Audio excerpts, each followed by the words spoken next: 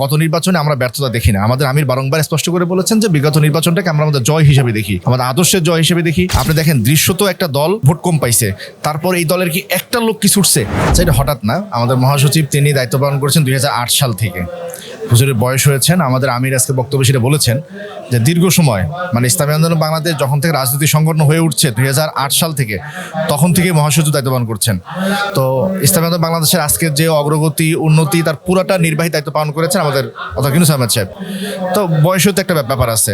হুজুর বয়স হয়ে গেছে, শারীরিকভাবে দুর্বলতা এবং তিনি পারিবারিকভাবে কিছু দুর্বলতার ভাবে আছেন। তার পারিবারিক ছেলেরাও বলেছেন যে এখন দায়িত্ব পালন কঠিন হয়ে যাচ্ছে।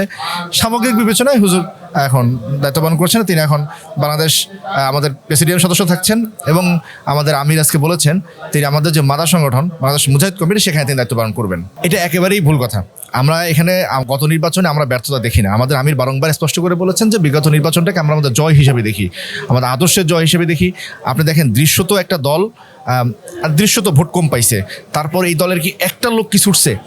আপনি দেখেন পশ্চিমবঙ্গে মমতা বন্দ্যোপাধ্যায় দলটা কি ভেঙে গেছে, আমাদের দলে কি একটা লোক ছুটছে? এই তো ক্রেডিট, এই ক্রেডিট তো আমাদের মোতার মহাসচিব হুজুরের। এটা মহাসচিব হুজুরের কারণে এই দলটা অটল অবিচল রয়েছে।